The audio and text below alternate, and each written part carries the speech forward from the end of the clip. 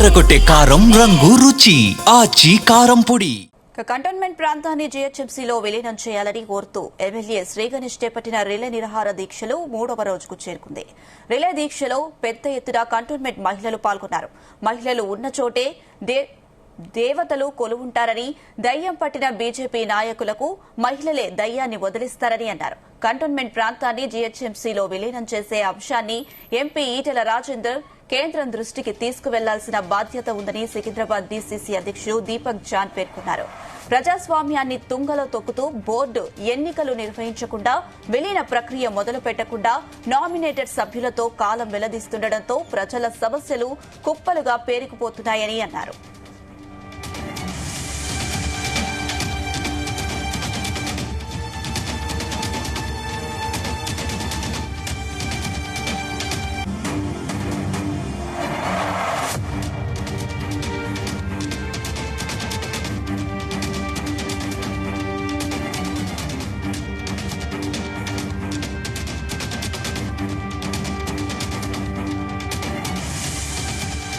ఈ రోజు 3వ రోజు రిలే నిరాహార దీక్ష.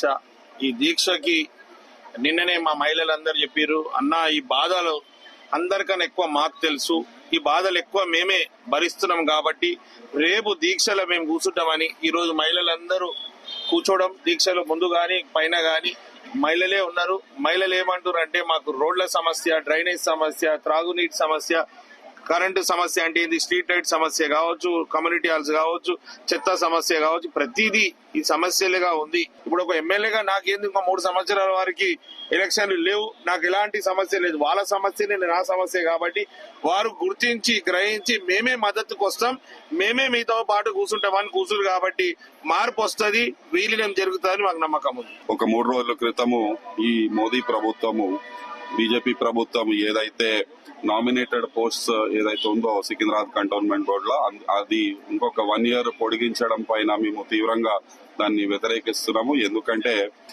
సికింద్రాబాద్ కంటోన్మెంట్ బోర్డులో లాస్ట్ ఎన్నికలు జరిగింది 2015లో. 2020 నుంచి అసలు ఎన్నికలు కూడా జరిపే పరిస్థితి లేదు. ఖచ్చితంగా ఈ యొక్క సికింద్రాబాద్ కంటోన్మెంట్ ని జీహెచ్ఎంసీలో విలీనం చేసి ఎలక్షన్స్ నిర్వహించి ఇక్కడ